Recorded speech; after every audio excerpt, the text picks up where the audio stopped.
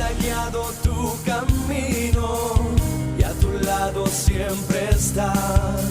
Sus promesas cumplirá y a su tiempo lo verás. Eres parte del pueblo de Dios, Él te levantará, te restaurará y tu victoria llegará. Fuiste llamado y escogido, a su voz has respondido. Es tiempo de creer. Centro Victoria, nacimos para vencer. Muy bien, amados, vamos a abrir las Escrituras esta noche en el Nuevo Testamento, en la carta del apóstol Pablo a la iglesia en Éfeso.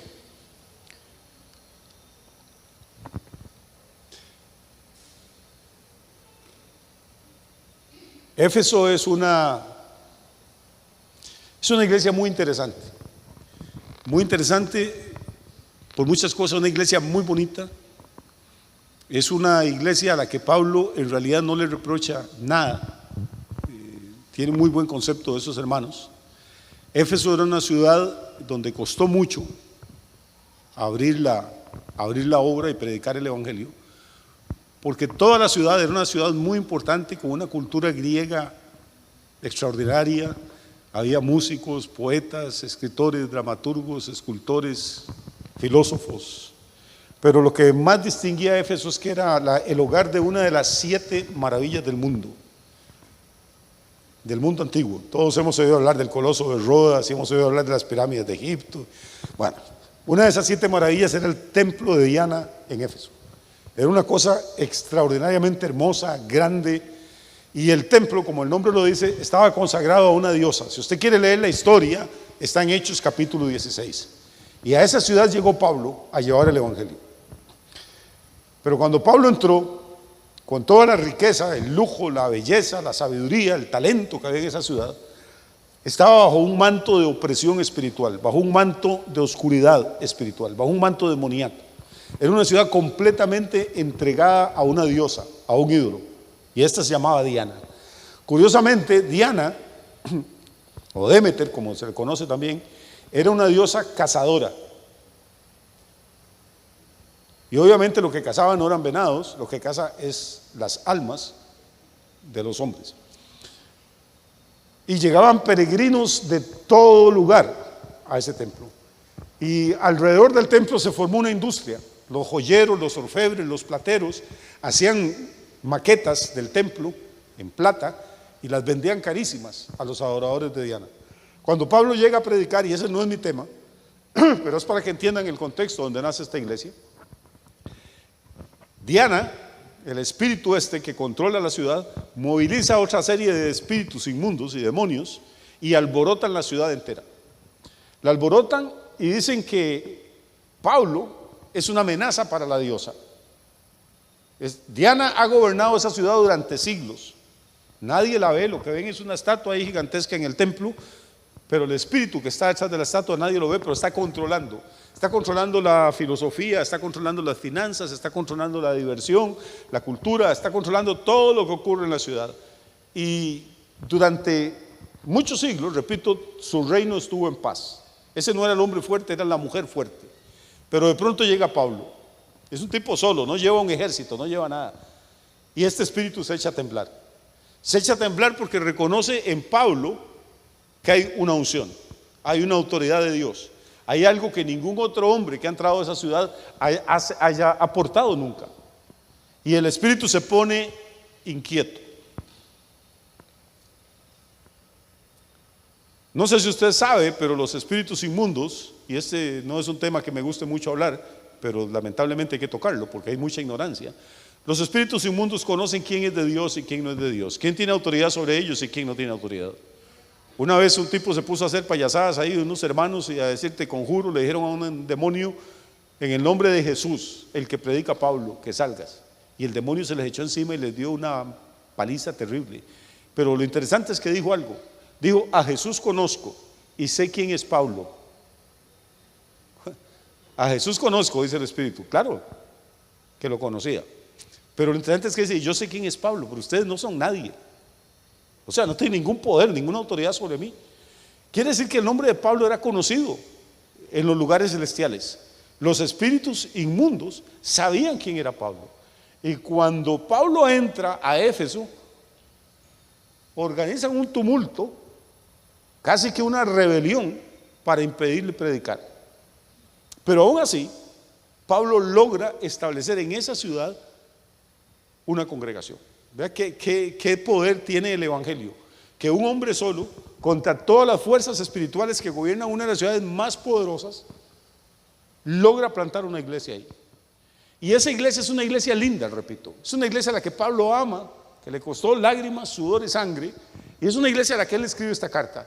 Pero lo más interesante, si ustedes van al libro de Apocalipsis, el capítulo 2 y 3 de Apocalipsis, es que a esta iglesia el Señor Jesucristo le escribe esa carta.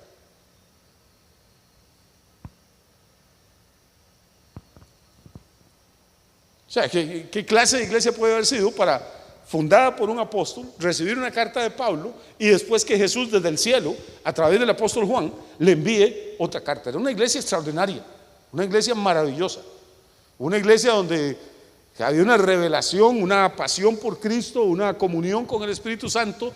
Y sin embargo, si usted va hoy a Turquía, se hace una gira por el Medio Oriente, y muchos de ustedes han ido, y van por Éfeso, ahí no hay nada. Se cree que debe haber 2 o 3 creyentes, si es que no se han muerto. Entonces, ¿cómo puede ser que una iglesia que se funda en ese poder, en ese mover espiritual, bajo esa cobertura de Dios, una iglesia que Cristo glorificado le envía una carta desde el cielo, una iglesia a la que Pablo le escribe, una iglesia que vio milagros, que vio prodigios, que vio señales, que recibió doctrina apostólica, desaparezca? Porque la gente por ahí en el mundo tiene, en el mundo no, me corrijo, dentro de la iglesia evangélica, la gente tiene un dicho, dice, es que lo que es de Dios va a permanecer. ¿Ha oído eso alguna vez? Y lo que no es de Dios, hermano, es una estupidez. Hermano, está en la Biblia. No, sí, es que en la Biblia hay muchas cosas que no son palabra de Dios. Por favor, óigame antes de que se asuste La Biblia es la palabra de Dios. Pero en la Biblia hay palabras que no las dice Dios, las dicen los demonios. ¿O no? ¿Sí o no? Cuando Satanás dice, todo esto te haré si postrado me adorarás, ¿se está hablando por el Espíritu Santo? No, el que está hablando por el Espíritu Santo es el que recoge el relato de las palabras de Satanás. Y quien dice esto, que si la obra de Dios va a permanecer y si no desaparece, es Gamaliel. Y Gamaliel era un rabino que no se había convertido, era un hombre muy sabio, muy inteligente, pero lo que está dando es su opinión. Y como la gente a veces ni entiende lo que lee, sacaron una doctrina de ahí. Si algo es de Dios permanece, entonces los testigos de Jehová son de Dios. Entonces los musulmanes son de Dios porque llevan 1400 años permaneciendo. Permanecieron más que la iglesia de Éfeso. Entonces la iglesia de Éfeso no era de Dios porque se deshizo.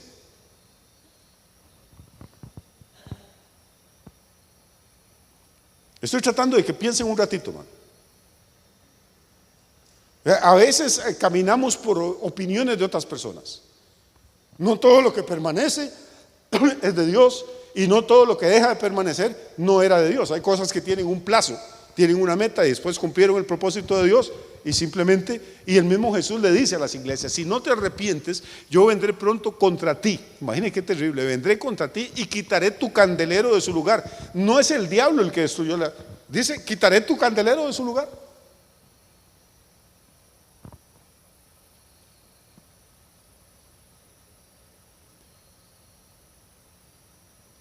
Dicho esto como introducción, para saber en qué contexto se fundó esta iglesia, en qué contexto creció, vamos a leer ahora Efesios capítulo 6.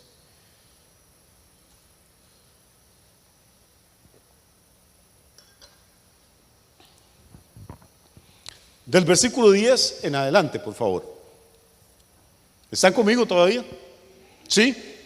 Dice, hermanos, por lo demás, fortaleceos en el Señor y en el poder de su fuerza. O sea, primer mandato, primer consejo de Pablo, como primera orden, como usted lo quiera tomar. ¿Qué es lo que debería hacer esa iglesia? Fortalecerse. ¿Fortalecerse qué? En el Señor y en el poder de su fuerza. ¿Cómo se fortalece uno en el Señor? ¿Cómo se fortalece usted físicamente? Bueno, pues se alimenta bien, hace ejercicio, tiene disciplina y entonces va a haber resultados. Pues igualmente a nivel espiritual se alimenta bien, hay disciplinas espirituales. ¿Cómo se fortalece una persona en el Señor? Pues una persona que lee la Biblia, es una persona que ora, es una persona que testifica, es una persona que siembra en el reino, es una persona que medita en la palabra que está leyendo, es una persona que se congrega, es una persona que tiene disciplina espiritual y se fortalece. Pero las iglesias hoy en día están llenas de anémicos espirituales, de gente que sobrevive malamente, a brincos y a saltos, sobrevive espiritualmente con una predicación de 40 minutos a la semana. Estos los que se congregan todas las semanas. Y algunos son como el cometa Halley, pasan cada 87 años por la iglesia. Es como si usted tratara de vivir con un gallo pinto que desayuna el lunes y no vuelve a probar bocado hasta el otro lunes otro pintico. ¿Podría sobrevivir así? ¿Podría ser usted una persona fuerte? ¿Podría desempeñar un trabajo rudo? ¿Podría dedicarse al deporte? No, hermano. Entonces Pablo empieza a darle una serie de consejos a esta iglesia que yo me temo que la iglesia no acató. Porque como le digo, muy pronto esta iglesia dejó de ser. Era una iglesia modelo, era una iglesia maravillosa, pero se descuidó y dejó que pasaran algunas cosas. Y la primera cosa que Pablo les dice, como que ya le está empezando a detectar algo, él está escribiendo, ya no está en Éfeso, está lejos, está empezando a detectar que algo empieza a flaquear en esa iglesia y les dice: por lo demás, hermanos míos, fortaleceos en el Señor y en el poder de su fuerza. Vamos a avanzar un poquito. Verso 11: vestíos de toda la armadura de Dios para que podáis estar firmes contra las acechanzas del diablo.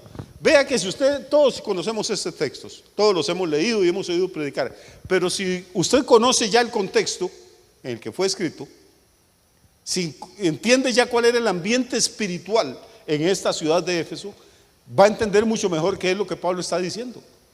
Dice: vestíos, ¿con qué? Con toda la armadura de Dios. ¿Para qué? Para que podáis estar firmes contra las acechanzas del diablo. ¿Qué es una acechanza?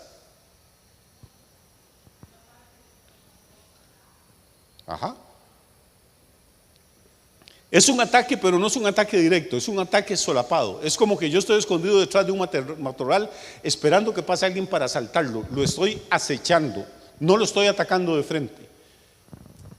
Entonces el enemigo es muy astuto y normalmente no vemos venir el ataque. Pero Pablo dice, aunque no lo vean venir, tienen que estar preparados, tienen que estar vestidos con la mitad de la armadura de Dios, con 3/4 partes de la armadura, con el 99% de la armadura. No, dice con toda la armadura de Dios. ¿Para qué? Porque, hermano, andar con una armadura es incómodo. ¿Han visto las películas de la Edad Media? Aquella gente parecía un robot con un casco de metal y todo. En la época de Pablo no era así, pero los soldados, y Pablo probablemente se cree que escribió esta carta desde la cárcel y que a la par de él había un centurión o un soldado, un legionario romano, y que él lo estaba viendo cuando escribía. Y está viendo la armadura y el Espíritu Santo toma eso que Pablo está viendo para hacérselo llegar a la iglesia en Éfeso. Los soldados romanos no solo se ponían la armadura para entrar al combate, vestían constantemente la armadura porque no sabían en qué momento iban a ser atacados. Entonces, vestidos de toda la armadura de Dios para que podáis estar firmes contra las acechanzas del diablo. Corramos verso 12. Por tanto, o sea, ¿por qué hay acechanzas? Tomad ¿qué? Se da cuenta que no es casualidad. Otra vez insiste, tomad ¿qué? Toda la armadura de Dios para que podáis resistir en el día malo, y habiendo acabado todo ¿qué? Estar firmes. Muy bien. Volvamos al 13, por favor. Por tanto, tomad toda la armadura de Dios. ¿Para qué? Para que podáis resistir en el día malo. Quiere decir que para usted, para los creyentes, para una iglesia tan linda como la de Éfeso, iba a haber días malos. Para cualquier iglesia, para cualquier ministerio, para cualquier matrimonio, para cualquier empresa, para cualquier individuo, tarde o temprano va a haber días malos. Va a haber días en que el viento sopla en contra de nosotros. Y la diferencia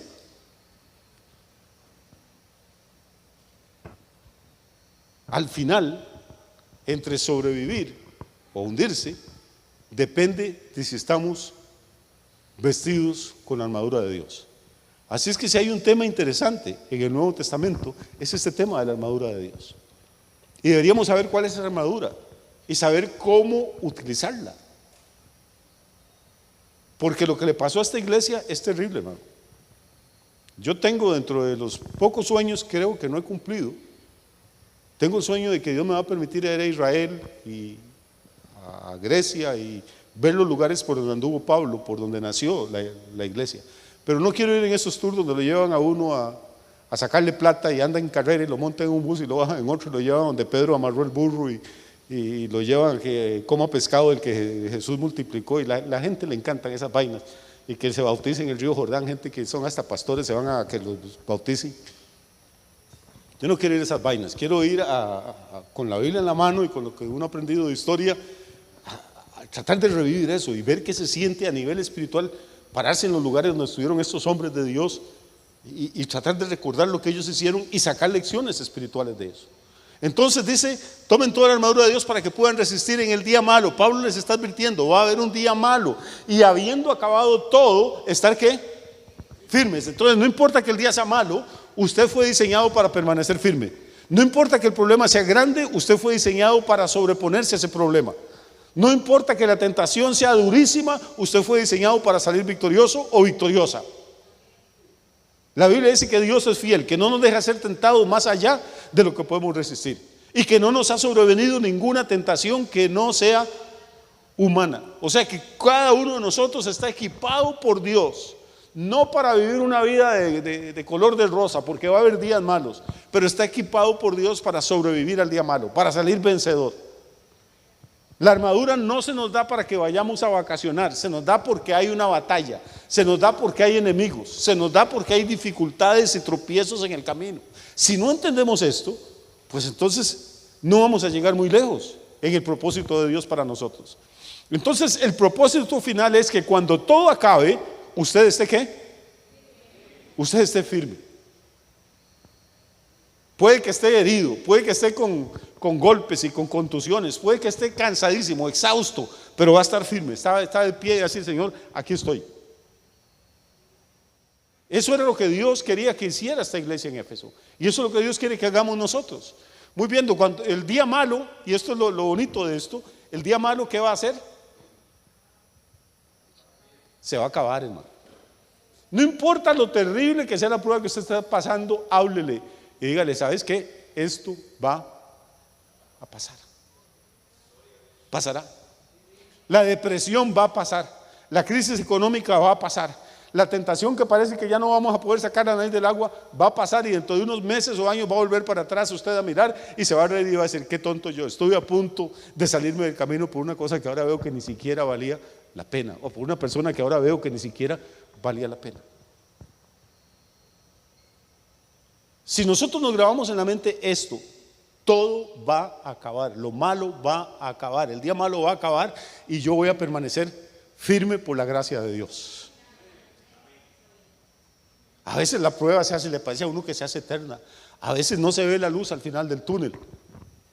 A veces le decimos a Dios, y créame, yo sé lo que le estoy hablando, yo se lo he dicho, le digo, Dios, ya no aguanto más, y me parece que Dios se ríe y dice, si supiera. Y después estoy en otro lío más grande y me acuerdo de aquel que no aguantaba y me río y le digo, Señor, devuélvame aquel que tenía y le entrego este que tengo ahora. Porque lo malo pasa, ¿no? Pasa. Dios no nos diseñó para que viviéramos en un valle de lágrimas. Y cuando pasa, usted va a estar más firme que cuando entró. Y se va a dar cuenta de qué clase de Dios tan fiel tenía usted, y cómo en los momentos más oscuros y en el valle de sombra de muerte, Él caminó al lado suyo, aunque usted no lo pudiera sentir, ni ver, ni experimentar en ese momento. Porque esto no es de lo que usted siente, es de lo que usted cree. No sé si alguno de ustedes ha sentido que está solo, que Dios lo abandonó, que el cielo es de bronce. Yo lo he sentido, hermano. Yo sé que aquí hay gente que lo ha sentido también. Y en ese momento el enemigo viene con todos los dardos que tiene a darle a usted y atacarlo y decirle, ¿dónde está su fe? ¿Dónde está la Biblia? Mire, ¿dónde está su Dios? Ve al vecino que es un impío, que trafica, véalo cómo prospera y usted cada día está más endeudado. Ve a aquel otro viejo, es un adúltero, ve a la mujer cómo lo quiere y la suya ni de comer le da. Ve a aquel otro viejo, es un borracho sin vergüenza, ve a los hijos cómo lo quieren, a usted ni lo vuelven a ver. Y empieza, hermano, y si usted no está vestido, y ahorita le voy a explicar cómo, si no está revestido con la armadura de Dios, entonces el enemigo le va a hacer daño. Pero si está vestido, usted va a pasar el mal rato, pero el mal rato va a pasar también.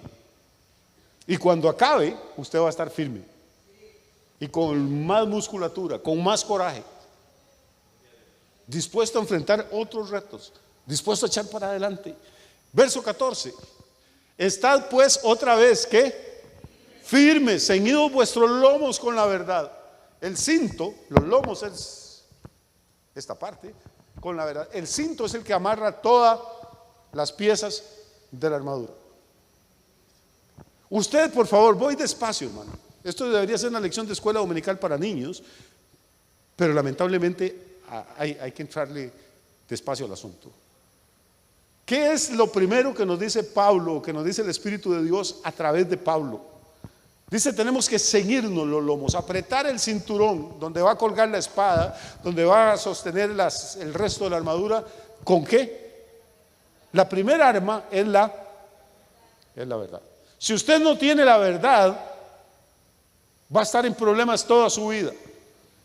Déjeme explicarle algo, por favor, porque esto es importante que lo entendamos.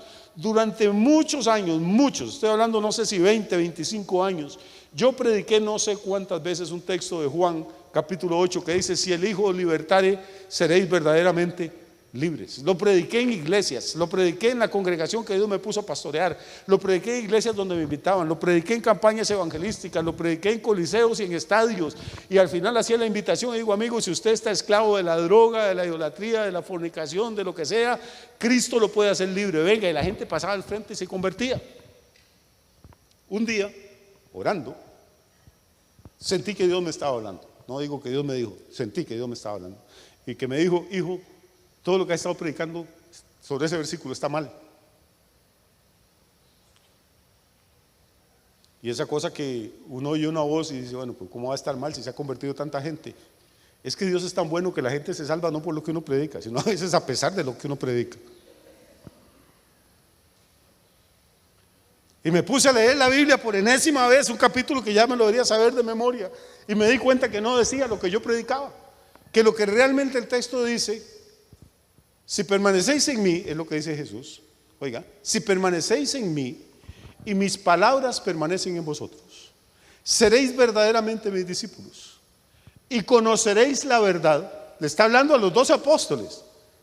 Si permanecéis en mí y mis palabras permanecen en vosotros, seréis verdaderamente mis discípulos y conoceréis en el futuro la verdad. O sea, andaban caminando con Jesús, lo oían de mañana, tarde y noche y no conocían la verdad. Y conoceréis la verdad y la verdad os hará libres. Quiere decir que uno puede ser discípulo del Señor, puede ser bautizado, puede ser diácono, puede ser predicador y todavía no conocer la verdad. Y el área en que usted no conoce la verdad es el área en la que va a estar atado. Se lo digo otra vez. Si usted no conoce la verdad de lo que dice la Biblia en el área financiera, usted va a estar atado en el área de las finanzas. Si no conoce la revelación de lo que dice la Biblia con respecto al matrimonio y a la familia, va a estar atado en esa área. Si no conoce lo que dice la Biblia con respecto a la salvación, va a estar atado en esa área. El área que usted ignora es el área donde el enemigo entra y lo ata, lo amarra, lo esclaviza. Por eso, para ser verdaderamente libre, no basta con alzar la mano y decir: yo acepto a Cristo. Hay que permanecer en Él, conocer la verdad y que la palabra de Él permanezca en nosotros, y entonces esa palabra nos va a hacer libres. Estamos siendo todos libertados, hermano. ¿Se lo digo otra vez? Yo sé que este no es un mensaje que emociona. Es más bonito pararnos aquí y decir: ¿cuántos Cristo los ha hecho libres? Y ustedes dicen: amén. Y a veces estamos como aquella lora que se llevaba el gavilán, andaba caminando por el patio y pasó un gavilán y se la llevó. Era de un evangélico la lora. Y la llevaba allá arriba por las nubes, ya con las garras clavadas en la lora, y la lora iba cantando: libre, tú me hiciste libre, que era lo único que cantaban en esa casa. Entonces la lora puede cantar lo que quiera, pero no era libre. No sé si me estoy explicando.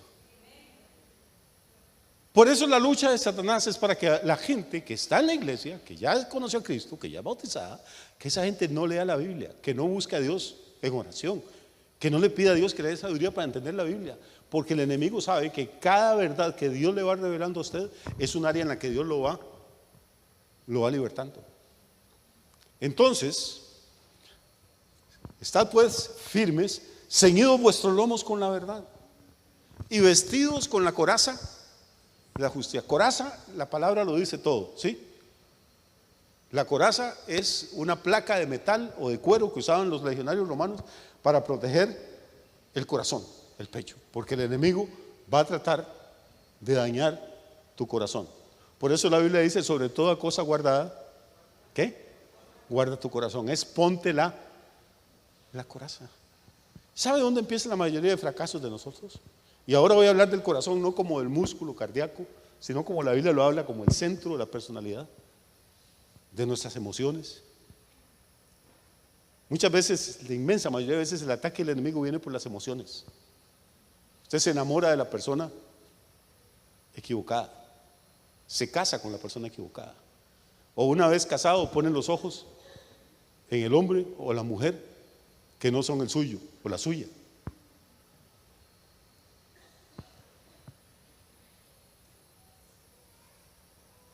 Usted está bien y de pronto viene alguien, está tranquilo y le propone un negocio maravilloso donde usted va a ganar millones de colones y usted se emociona y no lleva el asunto en oración ante Dios y dice: sí, yo me apunto, y firma, y después pierde hasta el modo de andar. Entonces, lo que dice Pablo aquí es que no solo nuestros lomos deben de estar ceñidos con la verdad, sino que debemos de usar la coraza de justicia. Debemos proteger nuestro corazón. Las iglesias están llenas de gente con un corazón dañado, hermano, con un corazón herido, con raíces de amargura, con odio, con resentimiento, de familias disfuncionales que por más que estemos en la iglesia y más que cantemos, hermano, necesitan sanidad en el corazón, de gente que tiene cosas que no ha perdonado, de gente que no se ha perdonado ni a sí misma, y que son incapaces de perdonar a otros. ¿Por qué? Porque no entendemos el tema de la justicia. Dice la coraza de justicia. Voy a parar un momentito para hablar de la justicia, porque la Biblia dice que no hay justo ni aun uno. La justicia es diferente a la salvación. Por favor, póngame atención. Si solo esto entiende esta noche, genial, valió la pena que viniera. Los evangélicos entienden bien el concepto de salvación, entienden bien el concepto de perdón de pecados, porque predicamos mucho de eso. Lo que no entendemos muchas veces con claridad es el concepto de la justicia. La justicia es diferente a la salvación. La salvación es el perdón de pecados que Dios nos da. Es cuando yo me arrepiento y le digo: Dios, he sido un miserable toda mi vida, ten misericordia de mí. Y Dios dice: sí, hijo, yo envié a Jesús a morir a la cruz del Calvario para limpiarte de tus pecados. Y entonces ahí llegamos nosotros y decimos: gloria a Dios, Dios me perdonó, soy salvo. Pero no entendemos lo que sigue. La justificación es otra cosa. La justificación es un proceso legal, es un proceso mediante el cual Dios no solamente nos perdona, sino que nos declara justos. Y justo es diferente a perdonado. Nos declara justos quiere decir que nos ve, óigame por favor, como si nunca hubiéramos pecado. Voy a repetirlo otra vez. Ser justificado es un concepto legal. Es Dios el que nos justifica. ¿Quién acusará a los escogidos de Dios? Dios es el que justifica, dice Pablo. Y la mayoría de creyentes no tienen paz, ni tienen seguridad de su salvación, porque no entienden el concepto de justicia. No sé si a usted le ha pasado, pero a mí sí me ha pasado, y muchas veces, y probablemente me volverá a pasar muchas más. Está uno leyendo la Biblia o está orando y de pronto le pasan unos ramalazos, diría mi abuelito, y le vienen unos recuerdos, o viene usted en el carro oyendo una canción y de pronto se teletransporta, hermano. Va en el carro a predicar y de pronto oye una canción y es así, la mente conecta de una vez. Esto fue hace 47 años en el bar aquel y estaba fulano y mengana y ya. Y uno empieza, Satanás, aléjate. Este último me dolió. Usted empieza a sacudirse, hermano. Y entonces ya entra, pero ¿dónde quedó Cristo? Y entonces yo no soy nueva criatura, y no es que las cosas pasaron, y viene el ataque del enemigo. Y entonces usted empieza a dudar de su salvación. No sé si me estoy explicando, pero repito, a todos, bueno, no puedo decir que a todos, a mí me ha pasado. Pero yo creo que a todos, tarde o temprano nos pasa, porque no entendemos el concepto de justicia.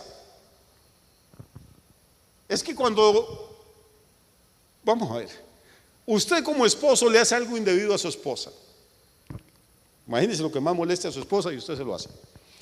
Y su esposa deja de hablarle durante una serie de días, no le da comida, usted se arrastra como un gusano por el suelo, se pone de rodillas, pide misericordia, la mujer le pasa el picaporte a la habitación de ella, usted toca y toca en la noche, tampoco lo dejan entrar, la cosa está fatal. Finalmente, depende de qué tan violenta sea su señora, a los 3 días o a los 3 meses le abre la puerta. Y usted dice, mi amor, perdóneme, juro que nunca lo voy a volver a hacer. Palabras famosas.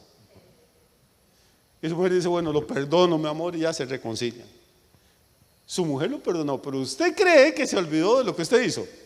No sea inocente, hermano. Vuélvasela a hacer 40 años después y verá que saca toda la amargura de adentro. Y dice, no era que usted había cambiado, no era que ahora iba a la iglesia. Hace 39 años, 3 meses y 12 días me dijo exactamente. Ahí lo tienen, no olvidan. La gente dice que los elefantes tienen la mejor memoria del mundo. El que dijo eso era soltero, hermano.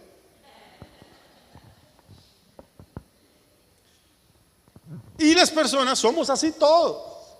Usted me pide 5,000 colones prestados, yo se los presto y no me los paga. Dentro de 5 años me dice, pastor, no me puede prestar 10,000. Inmediatamente, hermano, la registradora mía dice, me debe 5,000 y los intereses. ¿Cómo le va a prestar 10,000? Le perdono los 5,000, no me los pague, ya de por sí los eché a perdido, pero como que le voy a prestar más, no, porque todavía me acuerdo. Pero Dios no funciona así. Dios no solo perdona, olvida. Y yo lo he dicho otras veces, la única cosa en la que usted le gana a Dios, lo único que usted tiene mejor que Dios es la memoria. ¿Por qué? Porque yo puedo recordar, lamentablemente, hermano, tenemos una memoria buena, todos. A veces se me olvida dónde dejé las llaves del carro. Una vez se me olvidó hasta dónde había dejado el carro. A veces se me olvida una cita que tenía, se me olvida un número telefónico. Está bien, pero a mí no se me olvida las cosas que yo he hecho en mi vida. Quisiera que se me olvidaran, quisiera arrancarme el cerebro, meterlo dentro de una lavadora, echarle cloro y desinfectarlo y volvérmelo a poner, pero no, hermano, no funciona así. Mi memoria sigue funcionando y el enemigo se aprovecha de eso y muchas veces trae nuestro pasado para ensuciarlo y restregárnoslo en la cara. Y usted no puede evitar que el diablo haga eso. Pero como decía un viejito, cada vez que el diablo viene para recordarme mi pasado, yo lo que hago es recordar el futuro de él. Mi pasado sí, yo era un pecador, pero el futuro suyo es terrible, usted va para el infierno y yo no. Usted tiene que entender algo, hermano. Todo santo tiene un pasado. Y todo pecador tiene un futuro. Ese es el milagro de la gracia de Dios. Todo santo tiene un pasado. Y todo pecador tiene un futuro por la misericordia de Dios. Entonces cuando usted le dice, Dios mío, perdóname. Perdóname porque el 1 de octubre del año 1977, estando yo en el bar La Magnolia, con Juan, Teresa y Pepe, pero Dios mío, eso fue en 77, ¿qué se está recordando de eso? Es que no puedo olvidar, fue algo terrible lo que yo hice anoche. Y Dios está allá arriba oyendo su oración. Y Dios le dice al ángel ahí que lleva las cuentas y le dice, mira vos, busca en el libro, a ver, ahí hay un tipo en San Isidro General diciendo algo que hizo en La Magnolia en el 77, yo qué sé, revisa a ver. Y el ángel busca ahí en el nombre suyo, en el libro, hermano, la fecha, 1 de octubre del 77, abre la página y lo que hay es una mancha roja. No hay nada que recordar. Todos los decretos que había en contra nuestra fueron tomados y puestos en la cruz del Calvario, y nuestros pecados fueron lavados con la sangre del Cordero. Y eso significa ser justificado. Justificado significa que el diablo puede recordar mi pasado, que yo puedo recordar mi pasado y que mi mujer de seguro lo recuerda, pero Dios no. Y cuando usted entiende lo que es la justicia de Dios, entonces usted no tiene ningún temor por su salvación. Usted camina con la frente erguida, no por lo que usted es, sino por lo que Cristo hizo por usted. Justificados pues por la fe, tenemos paz para con Dios por medio de nuestro Señor Jesucristo, escribe Pablo. Usted nunca va a tener la paz de Dios hasta que no entienda el concepto de justicia. Y mañana voy a terminar esto, si Dios lo permite, porque hoy está un poco complejo. Estad pues firmes, ceñidos vuestros lomos con la verdad y vestidos con la coraza de justicia. Entonces la primera verdad revelada que tiene que entender es la de la justicia. La justicia es más que la salvación. La justicia es más que el perdón. La justicia es un Dios que se niega a ver ningún defecto en aquellos hombres y mujeres que se han humillado ante Él, que han reconocido su necesidad espiritual y que han venido para ser lavados con la sangre del Cordero. La salvación no es algo que se enchufa y se desenchufa. Pequé, Dios me borró del libro de la vida, me arrepentí, Dios me volvió a escribir, volví a pecar, Dios me borró. Hay gente que vive así. Nunca están seguros de su salvación. Y ahora van a ver cuál es el problema de eso. Pasemos al verso 15. Calzados los pies, dice, ¿con qué? Con el apresto del evangelio de la paz.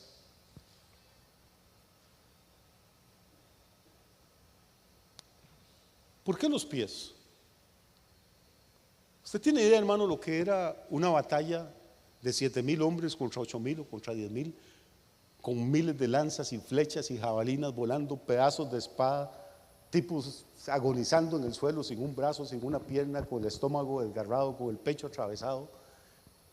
Usted no podía combatir descalzo en ese lugar, porque si no se metía un pico de flecha, un puñal, una espada, se cortaba y ya quedaba incapacitado. Entonces tenían que andar sandalias especiales. Calzados los pies, ¿con qué? Con el apresto. ¿Cuál apresto? Del evangelio de la paz. La Biblia dice cuán hermosos son los pies de los que anuncian las buenas noticias, las buenas nuevas. Un hombre o una mujer que han sido justificados, que han experimentado la salvación, hermano, no pueden evitar hablarle de Cristo a otras personas. Yo desconfío de esa gente que tienen 20, 30 años en la iglesia, tienen una empleada doméstica y ni siquiera a la empleada le hablan del Cristo que los salvó a ellos. No estoy hablando de ser un religioso majadero que a todo el mundo le quiere meter con cuchara el evangelio a la fuerza. No, pero hermano, cada vez que Dios le da una oportunidad, hable de Cristo, testifique, cuéntele. Tal vez usted no sea un teólogo, tal vez no sepa ni dónde queda Juan 3:16, pero puede hacer como aquel ciego que dijo, yo no sé mucho, pero una cosa estoy seguro, antes era ciego y ahora veo. Cuéntele a la gente, yo antes era un adúltero y Cristo me cambió el corazón, antes era un borracho y Cristo me cambió, antes era un idólatra, el Señor me hizo una nueva criatura, el Señor me perdonó, me bendijo, me justificó, Cristo me ha dado paz, voy a una iglesia donde me enseñan la palabra, hay gente linda, y cuéntele a la gente lo que Dios está haciendo con usted, porque eso es parte de la armadura de Dios. Cuando usted no habla de Cristo, sus pies están desnudos y se va a espinar, se va a cortar.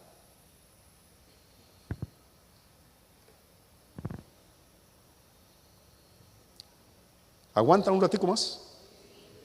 Sobre todo, tomad el escudo de la fe con que podáis apagar todos los dardos de fuego del maligno.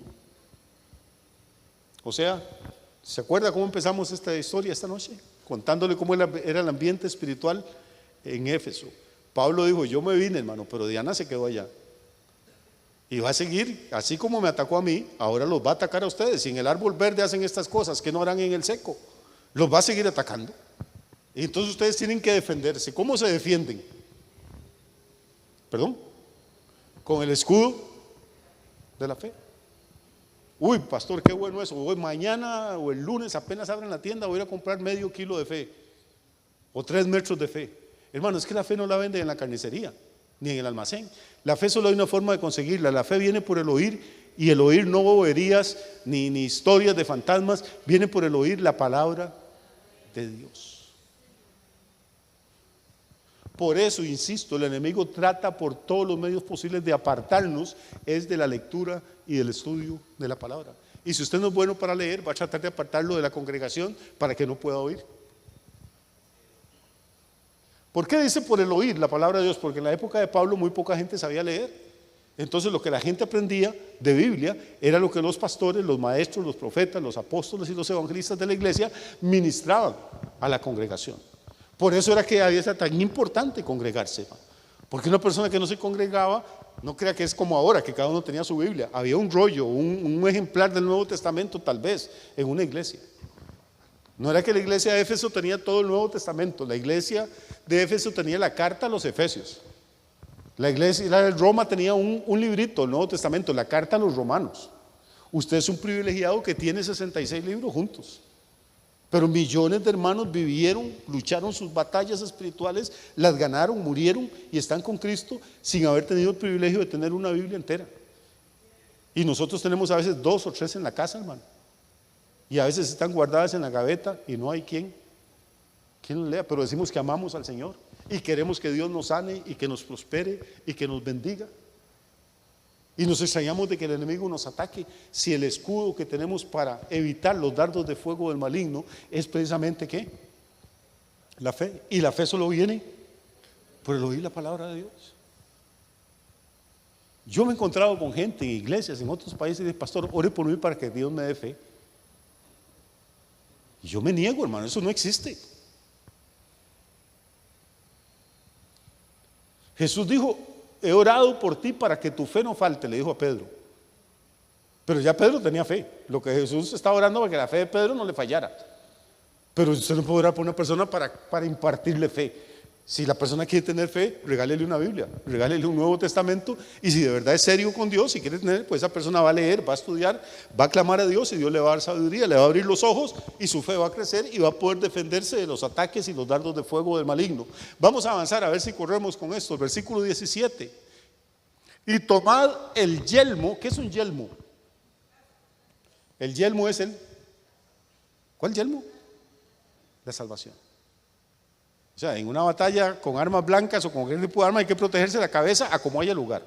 Ya tenemos protegido el corazón, los pies, ceñido el resto de la armadura, pero tenemos el escudo, ahora necesitamos el casco. Todos los legionarios romanos tenían un casco.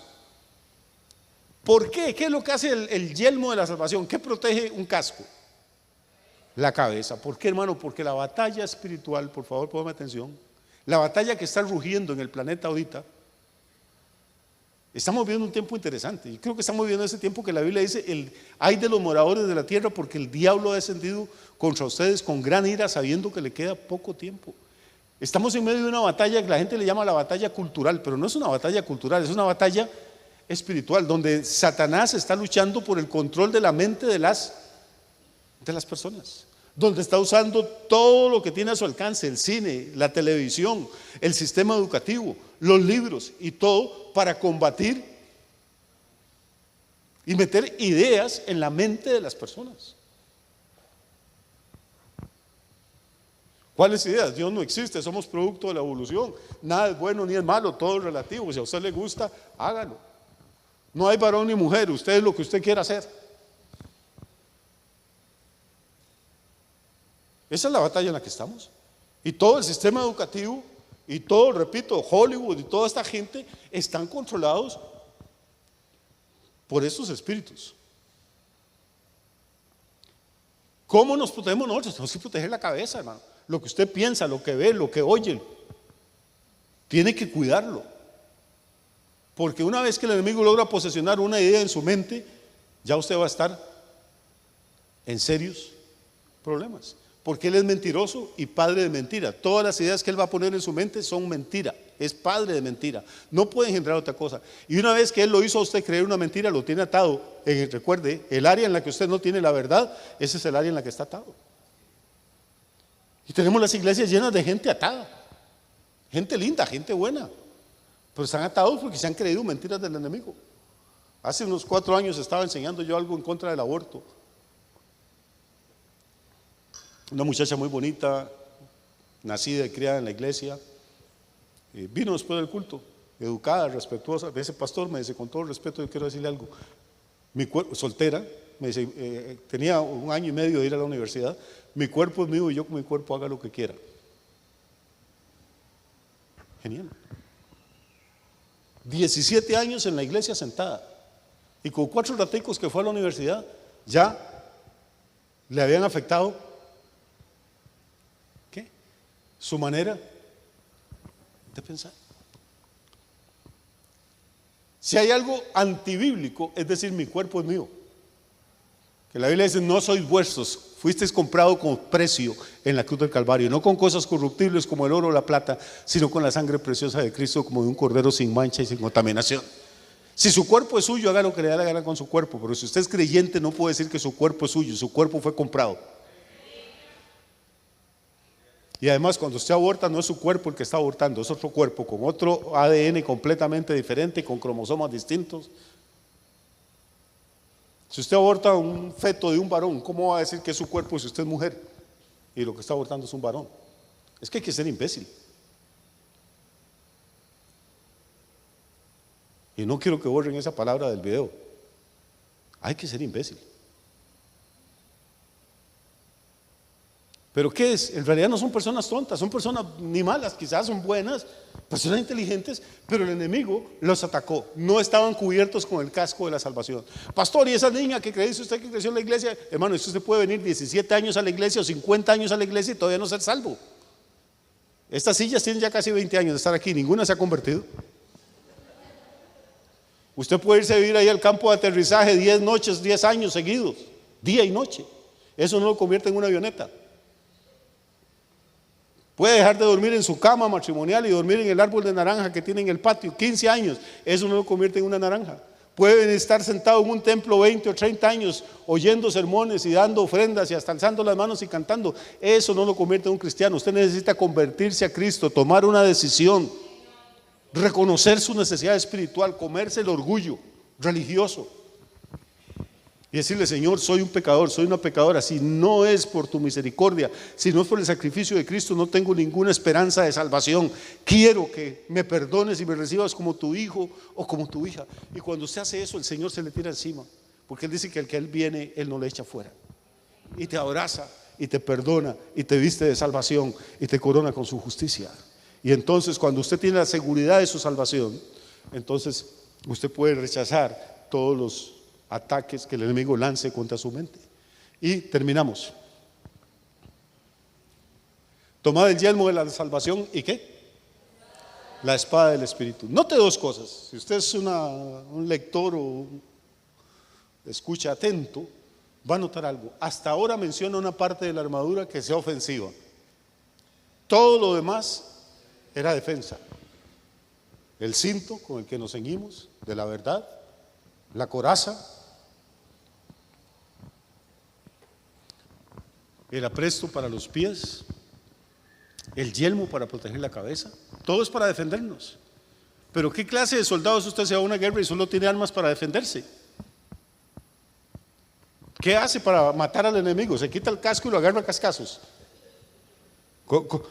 ¿Qué clase de guerra es donde el otro ataca y yo nada más me defiendo y me defiendo? No, hermano, Dios, como el Imperio Romano, como Pablo probablemente veía legionario, ahí con el gladius, así se llamaba la espada que usaban los romanos, una espada corta se llamaba gladius, y usaban una espada corta porque eran tipos de coraje que entraban al combate cuerpo a cuerpo. Lo que llevaban los soldados romanos era una espada, y la palabra gladiador viene de los que se mataban con esas espadas en el circo. Probablemente Pablo está viendo a su carcelero, a su guardián con eso, y Dios lo inspira y escribe a la iglesia en Éfeso y dice: hermanos, y la espada del Espíritu es la palabra de Dios. Usted puede pasar el resto de su vida cristiana defendiéndose de los ataques del diablo, o puede convertirse en un problema para el diablo también. ¿Cómo se convierte en un problema? Cuando usted conoce la palabra de Dios y la usa. Procura presentarte a Dios como obrero aprobado, escribe Pablo a Timoteo, que utiliza bien ¿qué? La palabra de verdad. Y Pablo le dice a Timoteo: usted es un soldado, le dice: ninguno que milita se enreda en los negocios de la vida. ¿Quién sabe qué enredos andaba el bendito Timoteo? Le dice: tú pues como buen soldado sufre. Pero quién sabe, le estaba tocando el día malo a Timoteo y quería renunciar, y Pablo dice: no, señor, usted es un soldado, y si la batalla se pone dura, usted no puede simplemente decir: me voy con mi mamá. Tiene que echar para adelante. Y note una segunda cosa ya para terminar. Las armaduras tenían otra parte que Pablo no menciona. O sea, tenían las grebas, que eran las que protegían las piernas y los pies. Tenían el cinto con el que se amarraban todo. Tenían la espada, tenían el yelmo, tenían coraza, pero tenían una parte que Pablo no menciona, se llama el espaldar. Hablamos del espaldar de la silla todavía. El espaldar era como la coraza, pero era la parte de atrás que protegía la espalda. Los soldados romanos no tenían, nunca usaron espaldar. ¿Sabe por qué? Porque morían yendo para adelante. El espaldar era para los que daban la espalda al enemigo en la batalla y trataban de huir. Entonces, para protegerles de las flechas del enemigo. El romano no tenía eso. El momento que volvía la espalda del soldado era la parte que dejaba vulnerable. Entonces lo entrenaban para usted va para adelante y si tiene que morir, muere peleando. Así que, hermano, estamos en una batalla espiritual. Y se valen muchas cosas, excepto retroceder. Porque si el justo retrocediere, no agradará a mi alma, dice el Señor. No sé cuál sea su problema, no sé cuál es su tentación, no sé cuál es su lucha en esta noche. Pero, hermano, esto no tiene marcha atrás. En el reino de Dios es para los valientes y los valientes son los que lo arrebatan. Eche para adelante en el nombre de Jesús. El día malo va a pasar. Vístase con la armadura de Dios y cuando pase el día malo usted va a estar más firme que cuando empezó.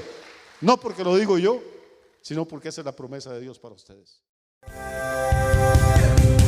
Centro Victoria, nacimos para